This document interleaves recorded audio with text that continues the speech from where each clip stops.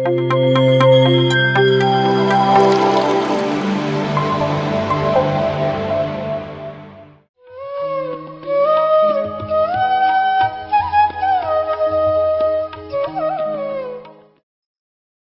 PMC ವೀಕ್ಷಕರಿಗೆ ಹೃದಯಪೂರ್ವಕವಾದಂತಹ ಸ್ವಾಗತವನ್ನು ಕೋರುತ್ತಾ, ಸ್ವಾಧ್ಯಾಯ ಯೋಗ ಕಾರ್ಯಕ್ರಮದ ಅಡಿಯಲ್ಲಿ ಜಗಜ್ಯೋತಿ ಬಸವೇಶ್ವರರು ಹೇಳಿರುವಂತಹ ಅದ್ಭುತವಾದಂತಹ ವಚನಗಳ ಒಂದು ಅರ್ಥವನ್ನು, ಪರಮಾರ್ಥವನ್ನು ಕಳೆದ ಸಂಚಿಕೆಯಿಂದಲೂ ನಾವು ತಿಳಿದುಕೊಳ್ಳುತ್ತಾ ಬಂದಿದ್ದೇವೆ. ಈ ಸಂಚಿಕೆಯಲ್ಲೂ ಸಹ ಅವರು ನೀಡಿರುವಂತಹ ವಚನಗಳನ್ನು, ಆ ಒಂದು ಸಾರವನ್ನು, ಅಂತರಾರ್ಥವನ್ನು, ಧರ್ಮವನ್ನು ತಿಳಿದುಕೊಂಡು ನಮ್ಮ ಜೀವನದಲ್ಲಿ ಅಳವಡಿಸಿಕೊಳ್ಳುವಂತಹ ಪ್ರಯತ್ನವನ್ನು ನಾವು ಮಾಡೋಣ. ಮುಖ್ಯವಾಗಿ ನಮ್ಮೆಲ್ಲರ ಗುರುಗಳಾಗಿರ್ತಕ್ಕಂಥ ಬ್ರಹ್ಮಶ್ರೀ ಸುಭಾಷ್ ಪತ್ರಿಜಿ ಸಾರ್ ಅವರಿಗೆ ಒಂದು ಸಾರಿ ಆತ್ಮ ಪ್ರಣಾಮಗಳನ್ನು ಸಮರ್ಪಿಸುತ್ತಾ, ಹಾಗೆ ನಮ್ಮೆಲ್ಲರ ಗುರುಮಾತೆ ಆಗಿರ್ತಕ್ಕಂಥ ಸ್ವರ್ಣಮಾಲಾ ಪತ್ರಿ ಮೇಡಮ್ನವರಿಗೆ ಸಹ ಆತ್ಮ ಪ್ರಣಾಮಗಳನ್ನು ಸಮರ್ಪಿಸುತ್ತಾ ಇಂದಿನ ಸಂಚಿಕೆಯನ್ನು ಪ್ರಾರಂಭ ಮಾಡೋಣ. ಬಸವೇಶ್ವರರು ಎಷ್ಟೋ ಅದ್ಭುತವಾದಂತಹ ವಚನಗಳನ್ನು ರಚನೆ ಮಾಡಿದ್ದಾರೆ, ಅವುಗಳನ್ನು ಹೇಳಿದ್ದಾರೆ. ಆ ವಚನಗಳು, ಆ ಒಂದು ವಿಚಾರಧಾರೆಗಳು ಎಲ್ಲವೂ ಅವರ ಒಂದು ಅದ್ಭುತವಾದಂತಹ ಧ್ಯಾನ ಶಕ್ತಿ ಮತ್ತು ಜ್ಞಾನ ಶಕ್ತಿಯಿಂದ ಅವರ ಒಂದು ಅದ್ಭುತವಾದಂತಹ ಸುವಾಣಿಯ ಮುಖಾಂತರವಾಗಿ ಬಂದಿರತಕ್ಕಂಥ ವಚನಗಳಾಗಿವೆ. ಪ್ರತಿಯೊಂದು ವಚನವೂ ಸಹ ಎಷ್ಟೋ ಅರ್ಥಗರ್ಭಿತವಾಗಿರ್ತಕ್ಕಂಥದ್ದು, ಮತ್ತು ಎಷ್ಟೋ ಆ ವಚನಗಳು ಧರ್ಮ ನಿಷ್ಠೆಯಿಂದ ಕೂಡಿರ್ತಕ್ಕಂಥವು. ಆ ಒಂದು ವಚನಗಳು ಎಷ್ಟೋ ಆಧ್ಯಾತ್ಮಿಕ ಜ್ಞಾನವನ್ನು ಹೊಂದಿರುವಂತಹ ವಚನಗಳಾಗಿವೆ. ಮೈ ಡಿಯರ್ ಫ್ರೆಂಡ್ಸ್, ಈ ಒಂದು ಪ್ರತಿಯೊಂದು ವಿಷಯಗಳನ್ನು ಅವರು ಅವರ ವಚನದ ಮುಖಾಂತರವಾಗಿ ನಮಗೆ ತಿಳಿಸ್ತಾ ಇದ್ದಾರೆ. ಮುಖ್ಯವಾಗಿ ನಮ್ಮ ಒಂದು ಮನಸ್ಸಿನ ಬಗ್ಗೆ, ನಮ್ಮ ಒಂದು ಬುದ್ಧಿಯ ಬಗ್ಗೆ, ನಮ್ಮ ಒಂದು ನಡೆಯ ಬಗ್ಗೆ, ನಮ್ಮ ಒಂದು ನುಡಿಯ ಬಗ್ಗೆ ಅವರ ಒಂದು ವಚನಗಳ ಮುಖಾಂತರವಾಗಿ ನಮಗೆ ಅವರ ಒಂದು ದಿವ್ಯ ಜ್ಞಾನವನ್ನು ನೀಡ್ತಾ ಇದ್ದಾರೆ. ಈ ಒಂದು ಸಂಚಿಕೆಯಲ್ಲಿ ನಮ್ಮ ಮನಸ್ಸು ಯಾವ ರೀತಿ ಇರುತ್ತೆ, ನಮ್ಮ ಮನಸ್ಸು ಎಷ್ಟು ಗಂದರಗೋಳವಾಗಿರುತ್ತೆ, ಎಷ್ಟು ಕಲುಷಿತಗೊಂಡಿರುತ್ತೆ ಎನ್ನುವಂತಹ ವಿಚಾರಧಾರೆಯನ್ನು ಅವರ ಒಂದು ವಚನದ ಮುಖಾಂತರವಾಗಿ ಹೇಳಿದ್ದಾರೆ. ಆ ಒಂದು ವಚನವನ್ನು ಈ ಒಂದು ಸಂಚಿಕೆಯಲ್ಲಿ ತಿಳಿದುಕೊಳ್ಳೋಣ. ಎನ್ನ ಚಿತ್ತವು ಹತ್ತಿಯ ಹಣ್ಣು ನೋಡಯ್ಯ, ವಿಚಾರಿಸಿದಡೇನು ಉರುಳಿಲ್ಲವಯ್ಯ, ಪ್ರಪಂಚದ ಹಂಬಿನಲ್ಲಿ ಎನ್ನ ಮನವೊಂದು ರೂಹು ಮಾಡಿ ನೀವಿರಿಸಿದಿರಿ, ಹಾಗಾಗಿ ನನ್ನ ಒಂದು ಮನಸ್ಸು ಏನಾಗಿದೆ, ಆ ಒಂದು ಹತ್ತಿಯ ಹಣ್ಣು ಥರ ಇದೆ ಎನ್ನುವಂತಹ ಮಾತನ್ನು ಹೇಳ್ತಾರೆ. ಎನ್ನ ಚಿತ್ತ ಹತ್ತಿಯ ಹಣ್ಣು ನೋಡಯ್ಯ. ಚಿತ್ತ ಅಂದರೆ ನಮ್ಮ ಮನಸ್ಸು. ನಮ್ಮ ಮನಸ್ಸು ವಿಧ ವಿಧವಾದಂತಹ ಆಲೋಚನೆಗಳಿಂದ ತುಂಬಿರುತ್ತೆ. ಎನ್ನ ಚಿತ್ತವು ಹತ್ತಿಯ ಹಣ್ಣು ನೋಡಯ್ಯ. ಹತ್ತಿಯ ಹಣ್ಣು, ಹತ್ತಿಯ ಹಣ್ಣು ಅಂದರೆ ಅದು ಒಂದು ಹಣ್ಣು. ಆ ಹಣ್ಣು ನೋಡಿದರೆ ಆ ಹಣ್ಣಿನ ಒಳಗಡೆ ಎಷ್ಟೋ ಹುಳುಗಳಿರ್ತವೆ, 106 ಹುಳುಗಳಿರ್ತವೆ. ಅದೇ ರೀತಿ ಈ ಒಂದು ನಮ್ಮ ಮೆದುಳು ಅನ್ನುವಂಥದ್ದು ಒಂದು ಹತ್ತಿಯ ಹಣ್ಣು ಇದ್ದಂಗೆ. ಈ ಹತ್ತಿ ಹಣ್ಣಿನಲ್ಲಿ ಎಷ್ಟೋ ವಿಧ ವಿಧವಾದಂತಹ ಆಲೋಚನೆಗಳು ಇರ್ತವೆ. ವಿಚಾರಿಸಿದಡೇನು ಉರುಳಿಲ್ಲವಯ್ಯ ಅಂದರೆ ವಿಚಾರ ಮಾಡಿದರೆ ನನ್ನ ಒಂದು ತಲೆಯಲ್ಲಿ, ಅಂದರೆ ನಮ್ಮ ಒಂದು ಚಿತ್ತದಲ್ಲಿ ವಿಧ ವಿಧವಾದಂತಹ ಆಲೋಚನೆಗಳ ಒಂದು ಹುತ್ತೆ ಇದೆ. ವಿಚಾರ ಮಾಡಿದರೆ ಅದರಲ್ಲಿ ಯಾವುದೇ ಹುರುಳಿಲ್ಲವಯ್ಯ ಅಂದರೆ ಸುಳ್ಳು ಇಲ್ಲ, ನಿಜನೇ ಇದೆ, ಸತ್ಯನೇ ಇದೆ. ನನ್ನ ಒಂದು ಎನ್ನ ಚಿತ್ತವು ಒಂದು ಏನು ಹತ್ತಿಯ ಹಣ್ಣು ಥರ ಇದೆ. ಆ ಹತ್ತಿಯ ಹಣ್ಣನ್ನು ನಾವು 2 ಹೋಳು ಮಾಡಿದಾಗ, ಅದನ್ನು ಈ ಥರ ಸುಲಿದಾಗ ಅದರ ಒಳಗಡೆ ಎಷ್ಟೋ ಹುಳುಗಳಿರ್ತವೆ. ಅದೇ ರೀತಿ ಈ ಒಂದು ಮೆದುಳಿನಲ್ಲಿ ಎಷ್ಟೋ ಆಲೋಚನೆಗಳಿರ್ತವೆ. ಆ ಆಲೋಚನೆಗಳು ಎಂತೆಂತಹ ಆಲೋಚನೆಗಳಿರ್ತವೆ. ವಿಪತ್ಕಾಲದ ಆಲೋಚನೆಗಳು ಇರ್ತವೆ, ಅಥವಾ ಋಣಾತ್ಮಕವಾದಂತಹ ಆಲೋಚನೆಗಳಿರ್ತವೆ ಅಥವಾ ಧನಾತ್ಮಕವಾದಂತಹ ಆಲೋಚನೆಗಳಿರ್ತವೆ. ಮತ್ತು ಆ ಒಂದು ಆ, ಅದ್ಭುತವಾದಂತಹ ಆಲೋಚನೆಗಳಿಗೂ ಸಹ ಇರ್ತವೆ. ಒಟ್ಟಾರೆಯಾಗಿ ಈ ಒಂದು ಚಿತ್ತದಲ್ಲಿ ವಿಧ ವಿಧವಾದಂತಹ ಆಲೋಚನೆಗಳು ಇರ್ತವೆ. ಪ್ರತಿಯೊಬ್ಬ ಮನುಷ್ಯ 70ರಿಂದ 80,000 ಆಲೋಚನೆಗಳನ್ನು ಮಾಡ್ತಾನಂತೆ ಪ್ರತಿದಿನ. ಒಬ್ಬ ಮನುಷ್ಯ ಅವನ ಒಂದು ಚಿತ್ತದಲ್ಲಿ ಎಷ್ಟು ಆಲೋಚನೆಗಳು ಇರ್ತಾವಂದ್ರೆ ಒಂದು ದಿನಕ್ಕೆ 70,000 ಆಲೋಚನೆಗಳನ್ನು ಮಾಡ್ತಾನಂತೆ. ಅಷ್ಟು ಕಲುಷಿತವಾಗಿರುತ್ತೆ ಈ ಒಂದು ಚಿತ್ತ. ಈ ಚಿತ್ತ ಯಾಕೆ ಅಷ್ಟು ಕಲುಷಿತವಾಗಿರುತ್ತೆ ಅಂತಂದ್ರೆ, ಪ್ರಪಂಚದ ಹಂಬಿನಲ್ಲಿ ನನ್ನ ಒಂದು ರೂಪ ಮಾಡಿ ನೀನು ಇರಿಸಿದಿರಿ, ರೂಪ ಮಾಡಿ ನನ್ನನ್ನು ಇರಿಸಿದಿರಿ. ಹಾಗಾಗಿ ನನ್ನ ಒಂದು ಚಿತ್ತವು ಏನಾಗಿದೆ, ಆ ಒಂದು ಹತ್ತಿಯ ಹಣ್ಣ ಥರ ಇದೆ. ಯಾಕಂದರೆ ನಾವು ಯಾವ ಒಂದು ಪ್ರಪಂಚದಲ್ಲಿ ಜೀವಿಸ್ತೀವೋ, ಯಾವ ಒಂದು ಸಮಾಜದಲ್ಲಿ ಜೀವಿಸ್ತೀವೋ ಅದರ ಒಂದು ಪ್ರತಿಫಲವಾಗಿಯೇ ನಮ್ಮ ಆಲೋಚನೆಗಳು ಇರ್ತವೆ. ಆ ಒಂದು ಆಲೋಚನಾ ಸರಣಿ ಇರ್ತತೆ, ಆ ಆಲೋಚನೆಗಳ ಒಂದು ವಿಧಾನಗಳು ಇರ್ತವೆ. ಯಾಕಂದರೆ ನಾವು ಬೆಳಗಿನಿಂದ ಎದ್ದಾಗಿನಿಂದ ಮತ್ತೆ ಮಲಗುವವರೆಗೂ ನಾವು ಸಮಾಜದಲ್ಲಿ ಜೀವಿಸ್ತಾ ಇರ್ತೀವಿ, ಕುಟುಂಬದಲ್ಲಿ ಜೀವಿಸ್ತಾ ಇರ್ತೀವಿ, ಎಷ್ಟೋ ವಿಷಯಗಳನ್ನು ಕೇಳ್ತಾ ಇರ್ತೀವಿ, ಎಷ್ಟೋ ವಿಷಯಗಳನ್ನು ನೋಡ್ತಾ ಇರ್ತೀವಿ. ಇವೆಲ್ಲವೂ ಏನಾಗ್ತವೆ, ನಮ್ಮ ಒಂದು ಚಿತ್ತದಲ್ಲಿ ಅಂದರೆ ನಮ್ಮ ಒಂದು ಮೆದುಳಿನಲ್ಲಿ ಎಲ್ಲವೂ ಸೇರ್ಕೊಳ್ತವೆ. ನಾವು ಏನಾದರೆ ನೋಡಿರ್ತೀವೋ, ಏನಾದರೆ ಕೇಳಿರ್ತೀವೋ, ಏನಾದರೆ ಮಾತಾಡಿರ್ತೀವೋ ಅವೆಲ್ಲವೂ ಈ ಒಂದು ಮೆದುಳಿನಲ್ಲಿ ಕಲುಷಿತಗೊಳ್ತವೆ. ಈ ಒಂದು ಮೆದುಳಿನಲ್ಲಿ ಫೀಡ್ ಆಗ್ತವೆ. ಅದು ಒಳ್ಳೆಯದಿರ್ಬೋದು, ಕೆಟ್ಟದಿರ್ಬೋದು, ಎಲ್ಲವೂ ಇರ್ಬೋದು. ಅವೆಲ್ಲವೂ ಈ ಒಂದು ಚಿತ್ತದಲ್ಲಿ, ಈ ಒಂದು ಮೆದುಳಿನಲ್ಲಿ ಆಲೋಚನೆಗಳು ತುಂಬಿ ತುಳುಕ್ತವೆ.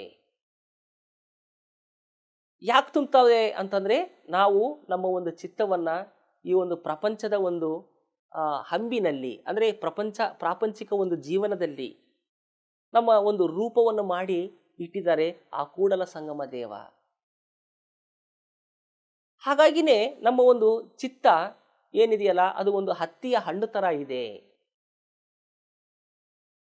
ಈ ಒಂದು ಹತ್ತಿ ಹಣ್ಣಿನಲ್ಲಿ ಯಾವ ರೀತಿ ಆದರೆ ಎಷ್ಟೋ ಹುಳುಗಳಿರ್ತಾವೋ, ಸಾವಿರಾರು ಹುಳುಗಳಿರ್ತಾವೋ, ಲಕ್ಷಾಂತರ ಹುಳುಗಳಿರ್ತಾವೋ, ಅದೇ ರೀತಿ ಈ ಒಂದು ಚಿತ್ತದಲ್ಲಿ ಆ ಆಲೋಚನೆಗಳು ಎನ್ನುವಂತಹ ಆ ಹುಳುಗಳಿರ್ತವೆ. ಆ ಹುಳುಗಳು ಇರೋದಕ್ಕೆ ಕಾರಣ ಏನು ಅಂತಂದರೆ, ನಾವು ಪ್ರಾಪಂಚಿಕವಾಗಿ ಹೆಚ್ಚಾಗಿ ನಾವು ಜೀವಿಸ್ತಾ ಇರ್ತೀವಿ. ಯಾವಾಗಲೂ ಇನ್ನೊಬ್ಬರ ಒಂದು ಜೀವನದ ಬಗ್ಗೆನೇ ನಾವು ಆಲೋಚನೆ ಮಾಡ್ತಾ ಇರ್ತೀವಿ. ಇನ್ನೊಬ್ಬರ ಚಿಂತೆಯಲ್ಲಿಯೇ ನಾವು ಮುಳುಗಿ ತೇಲ್ತಾ ಇರ್ತೀವಿ. ನಮ್ಮ ಒಂದು ಚಿಂತೆಯಲ್ಲಿ ನಾವು ಇರಲಾರ್ದಂಗೆ ಇನ್ನೊಬ್ಬರ ಒಂದು ಚಿಂತೆಯಲ್ಲಿ ನಾವು ಇರ್ತಾ ಇರ್ತೀವಿ. ಹಾಗಾಗಿ ಆ ಒಂದು ಚಿಂತೆಯ ಫಲಿತವಾಗಿಯೇ ನಮ್ಮ ಆಲೋಚನೆಗಳು ಬಹಳಷ್ಟು ಇರ್ತವೆ. ಅಂದರೆ ಈ ಆಲೋಚನೆಗಳ ಒಂದು ಸ್ವರೂಪ ಹೇಗಿರುತ್ತಂತಂದರೆ, ನಾವು ಯಾವ ಸಮಾಜದಲ್ಲಿ ಅಥವಾ ಯಾವ ಕುಟುಂಬದಲ್ಲಿ ನಾವು ಜೀವಿಸ್ತೀವೋ ಇರ್ತೀವೋ ಅದೇ ರೀತಿಯಾದಂತಹ ಆಲೋಚನೆಗಳು ಇರ್ತವೆ. ಅಂದರೆ ಒಬ್ಬ ಹಿಂದೂ ಧರ್ಮದಲ್ಲಿ ಹುಟ್ಟಿ ಹಿಂದೂ ಸಮಾಜದಲ್ಲಿ ಜೀವಿಸಿದನಂದರೆ ಅವನ ಆಲೋಚನೆಗಳು ಆ ಒಂದು ಹಿಂದೂ ಧರ್ಮಕ್ಕೆ, ಆ ಒಂದು ಹಿಂದೂ ಸಮಾಜಕ್ಕೆ ಸಂಬಂಧಪಟ್ಟಂತಹ ಆಲೋಚನೆ ಸರಣಿ ಇರ್ತತೆ. ಅದೇ ರೀತಿ ಕ್ರಿಶ್ಚಿಯನ್ ಧರ್ಮದಲ್ಲಿ ಹುಟ್ಟಿದ ಅಂದ್ಕೊಳ್ರಿ, ಆ ಒಂದು ಕ್ರಿಶ್ಚಿಯನ್ ತತ್ವ, ಆ ಕ್ರಿಶ್ಚಿಯನ್ ಮಾದರಿಯಲ್ಲಿ ಆ ಧರ್ಮಯುತವಾದಂತಹ ಒಂದು ಸಮಾಜದ ಅನುಸಾರವಾಗಿ ಅವರಿಗೆ ನೀಡಿರುವಂತಹ ಮಾರ್ಗದರ್ಶನದ ಮುಖಾಂತರವಾಗಿ ಅವನು ಜೀವಿಸ್ತಾ ಇರ್ತಾನೆ, ಆ ಒಂದು ಸಮಾಜದಲ್ಲಿ ಜೀವಿಸ್ತಾ ಇರ್ತಾನೆ. ಆ ರೀತಿಯಾಗಿ ಅವನ ಒಂದು ಆಲೋಚನೆಗಳ ಒಂದು ಸರಣಿ ಇರ್ತತೆ. ಅದೇ ರೀತಿ ಒಬ್ಬ ಇಸ್ಲಾಂ ಧರ್ಮದಲ್ಲಿ ಹುಟ್ಟಿದವನು ಅಂತ ಇಟ್ಕೊಳ್ಳಿ, ಆ ಇಸ್ಲಾಂ ಧರ್ಮದಲ್ಲಿ ಇರ್ತಕ್ಕಂಥ ವ್ಯಕ್ತಿ ಅವನು ಆ ಸಮಾಜದಲ್ಲಿ ಆ ಧರ್ಮದಲ್ಲಿ ಆ ಒಂದು ಮಾರ್ಗದರ್ಶನ ನೀಡಿರ್ತಕ್ಕಂಥ ಅದರ ಅನುಸಾರವಾಗಿ ಅವನು ಆ ಒಂದು ಆಲೋಚನೆಗಳು ಇರ್ತವೆ. ಅಂದರೆ ನಮ್ಮ ಮನಸ್ಸು ಅನ್ನುವಂಥದ್ದನ್ನು ಈ ಒಂದು ಸಮಾಜದ ಹಂಬಿನಲ್ಲಿ ಅಂದರೆ ಸಮಾಜಕ್ಕೆ ನೋಡುವಂತಹ ಆ ಸಮಾಜಕ್ಕೆ ತಕ್ಕಂತೆ ನಮ್ಮನ್ನು ಈ ಒಂದು ಮನಸ್ಸು ಅನ್ನುವಂಥದ್ದನ್ನು ನೀನು ರೂಪ ಮಾಡಿಕೊಟ್ಟಿದ್ದೀಯಾ. ಈ ಒಂದು ರೂಪ ಮಾಡಿಕೊಟ್ಟಿರೋದಕ್ಕಾಗಿಯೇ ಈ ಸಮಾಜದಿಂದ ಬಂದಿರತಕ್ಕಂಥ ಪ್ರತಿಯೊಂದು ಆಲೋಚನೆಗಳು, ಪ್ರತಿಯೊಂದು ಚೇಷ್ಟೆಗಳು ಅವು ನಮಗೆ ನಮ್ಮ ಚಿತ್ತದಲ್ಲಿ ಆಲೋಚನೆಗಳಾಗಿ ತುಂಬಿ ಹೋಗ್ತವೆ. ಆ ಒಂದು ತುಂಬಿ ಹೋಗೋದ್ರಿಂದನೇ ನಮ್ಮ ಒಂದು ಚಿತ್ತದಲ್ಲಿ ಯಾವಾಗಲೂ ಸುಮಾರು ಸಾವಿರಾರು ಆಲೋಚನೆಗಳು ಇರ್ತವೆ. ನಮ್ಮ ಒಂದು ಸುಮಾರು 60ರಿಂದ 70 ಸಾವಿರ ಆಲೋಚನೆಗಳನ್ನ ಮಾಡ್ತಾನಂತೆ ಪ್ರತಿಯೊಬ್ಬ ಮನುಷ್ಯ ಒಂದು ದಿನದ 24 ಗಂಟೆಯಲ್ಲಿ ಅವನ ಒಂದು ಆಲೋಚನೆಗಳು ಎಷ್ಟಿರ್ತಾವಂದ್ರೆ 60ರಿಂದ 70 ಸಾವಿರ ಆಲೋಚನೆಗಳನ್ನು ಮಾಡ್ತಾ ಇರ್ತಾನೆ. ಒಂದು ಹತ್ತಿಯ ಹಣ್ಣು ಯಾವ ರೀತಿ ಆದರೆ ಇರುತ್ತೋ ಆ ಹತ್ತಿಯ ಹಣ್ಣನ್ನು ನಾವು 2 ಭಾಗವಾಗಿ ಬೇರ್ಪಡಿಸಿದಾಗ ಆ ಒಂದು ಹತ್ತಿಯ ಹಣ್ಣಿನಲ್ಲಿ ಎಷ್ಟೋ ಹುಳುಗಳನ್ನು ನಾವು ನೋಡ್ತೀವೋ, ಅದೇ ರೀತಿ ಈ ಒಂದು ಚಿತ್ತದಲ್ಲಿ, ಈ ಒಂದು ಮೆದುಳಿನಲ್ಲಿ ಆ ಒಂದು ಆಲೋಚನೆಗಳು, ಆ ಒಂದು ಚೇಷ್ಟೆಗಳಿಂದ ಎಲ್ಲ ರೀತಿಯಾದಂತಹ ಆಲೋಚನೆಗಳು ಇಲ್ಲಿ ತುಂಬಿರ್ತವೆ. ಅಂದರೆ ಆಪತ್ಕಾಲದ ಆಲೋಚನೆಗಳು, ಪಾಸಿಟಿವ್ ಆಗಿರ್ತಕ್ಕಂಥ ಆಲೋಚನೆಗಳು, ನೆಗೆಟಿವ್ ಆಗಿರ್ತಕ್ಕಂಥ ಆಲೋಚನೆಗಳು, ಮಿರಾಕಲ್ ಆದಂತಹ ಆಲೋಚನೆಗಳು ಕೂಡ ಈ ಒಂದು ಮೆದುಳಿನಲ್ಲಿ, ಈ ಒಂದು ಚಿತ್ತದಲ್ಲಿ ತುಂಬಿ ತುಳುಕ್ತಾ ಇರ್ತವೆ. ಕಾರಣ ನಾವು ಸಮಾಜದಲ್ಲಿ ಜೀವಿಸ್ತಾ ಇದ್ದೀವಿ. ಈ ಸಮಾಜದಲ್ಲಿ ಜೀವಿಸ್ತಾ ಇರೋದಕ್ಕಾಗಿಯೇ ಆ ಒಂದು ಚಿತ್ತದಲ್ಲಿ, ಈ ಒಂದು ಮೆದುಳಿನಲ್ಲಿ ಇಷ್ಟು ವಿಧವಾದಂತಹ ಆಲೋಚನೆಗಳ ಒಂದು ಸರಣಿ ಇರುತ್ತೆ. ಈ ಒಂದು ಆಲೋಚನೆಗಳು ಸರಣಿ ಇರೋದರಲ್ಲಿ ಸಹ ಏನು ತಪ್ಪು ಇಲ್ಲ. ಯಾಕಂದರೆ ಈ ಒಂದು ಸಮಾಜಕ್ಕೆ, ಈ ಒಂದು ಪ್ರಪಂಚಕ್ಕೆ ನಮ್ಮನ್ನು ಒಂದು ರೂಪ ಮಾಡಿಕೊಟ್ಟಿದ್ದೀಯಾ. ಅದು ಮನಸ್ಸು ಎನ್ನುವಂತಹ ಒಂದು ಅಸ್ತ್ರವನ್ನು ಕೊಡುವುದರ ಮುಖಾಂತರವಾಗಿ, ಆ ಮನಸ್ಸನ್ನು ನಿರ್ಮಾಣ ಮಾಡಿರೋದ್ರ ಮುಖಾಂತರವಾಗಿ, ಆ ಮನಸ್ಸನ್ನು ಏರ್ಪಾಟು ಮಾಡಿದ್ದೀಯಾ. ಅದರ ಒಂದು ಫಲಿತವಾಗಿಯೇ ನಾನು ಈ ಒಂದು ಪ್ರಾಪಂಚಿಕವಾಗಿ ಹೆಚ್ಚು ಜೀವಿಸೋದರಿಂದ, ಈ ಪ್ರಪಂಚದಲ್ಲಿ ನಡೀತಕ್ಕಂಥ ಎಲ್ಲ ವಿಷಯಗಳನ್ನು ಕೇಳೋದ್ರಿಂದ, ನೋಡೋದ್ರಿಂದ, ಮಾತಾಡೋದ್ರಿಂದ ನನ್ನ ಒಂದು ಚಿತ್ತವು ಏನಾಗಿದೆ, ಒಂದು ಹತ್ತಿಯ ಹಣ್ಣು ಆಗಿದೆ. ಆ ಹತ್ತಿಯ ಹಣ್ಣು ಆಗೋದಕ್ಕೆ ಕಾರಣ ಈ ಒಂದು ಸಮಾಜದಲ್ಲಿ ನನ್ನನ್ನು ಇರಿಸಿದೀಯಾ ನೀನು. ಇದಕ್ಕೆ ಕಾರಣ ಇಲ್ಲಿ ಎಷ್ಟು ಅನುಭವವನ್ನು, ಜ್ಞಾನವನ್ನು ಹೊಂದೋದಕ್ಕಾಗಿ, ಮತ್ತು ಆ ಆಲೋಚನೆಗಳನ್ನು ಬಿಟ್ಟು ಮತ್ತು ನನ್ನೊಳಗೆ ಅಂದರೆ ಅಂತರ್ಯಾತ್ರೆಯನ್ನು ಮಾಡೋದರ ಮುಖಾಂತರವಾಗಿ ಆ ಆಲೋಚನೆಗಳನ್ನು ಕಡಿಮೆ ಮಾಡಿಕೊಂಡು, ಆ ಆಲೋಚನೆಗಳನ್ನು ನಿಯಂತ್ರಣ ಮಾಡಿಕೊಂಡು ಮತ್ತು ನಾವು ದೈವತ್ವದೆಡೆಗೆ ನಾವು ಪ್ರಯಾಣ ಮಾಡಬೇಕಾಗಿದೆ. ಆ ಒಂದು ದೈವತ್ವದೆಡೆಗೆ ಪ್ರಯಾಣ ಮಾಡೋದಕ್ಕೆ ಇರುವಂತಹ ಏಕೈಕ ಮಾರ್ಗವೇ ಈ ಒಂದು ಶ್ವಾಸದ ಮೇಲೆ ಗಮನ ಎನ್ನುವಂತಹ ಧ್ಯಾನ ಪದ್ಧತಿ. ಈ ಧ್ಯಾನ ಪದ್ಧತಿಯಿಂದಲೇ ನಮ್ಮ ಒಂದು ಆಲೋಚನೆಗಳು ಕಡಿಮೆ ಆಗ್ತವೆ. ಕಲುಷಿತವಾಗಿರ್ತಕ್ಕಂಥ ಮನಸ್ಸು ನಿರ್ಮಾನುಷವಾಗುತ್ತೆ. ನಿರ್ಮಾನುಷವಾಗಿರ್ತಕ್ಕಂಥ ಮನಸ್ಸು ನಿಶ್ಚಲ ಚಿತ್ತವಾಗಿ, ಮನಸ್ಸು ಶಾಂತವಾಗಿ, ಆಮೇಲೆ ಪರಿಶಾಂತವಾಗಿ, ಅಂದರೆ ಶೂನ್ಯವಾಗುತ್ತೆ. ಶೂನ್ಯವಾಗಿ ನಮ್ಮ ಒಂದು ಚಿತ್ತವು ಅದ್ಭುತವಾಗಿ ಆ ಒಂದು ಶೂನ್ಯದೆಡೆಗೆ ಹೋದಾಗ ನಮ್ಮೊಳಗಿರ್ತಕ್ಕಂಥ ಆತ್ಮದ ಅನುಭೂತಿಯನ್ನು ನಾವು ಹೊಂದಲಿಕ್ಕೆ ಸಾಧ್ಯ ಆಗುತ್ತೆ. ಈ ಆತ್ಮದ ಅನುಭೂತಿಯನ್ನು ಹೊಂದೋದಕ್ಕೆ ಈ ಒಂದು ಚಿತ್ತವು, ಆಲೋಚನೆಗಳ ಒಂದು ಸರಣಿ ಬಹಳಷ್ಟು ನಮಗೆ ಅಡ್ಡಿ ಆತಂಕಗಳನ್ನು ಮಾಡ್ತಾ ಇರ್ತತೆ.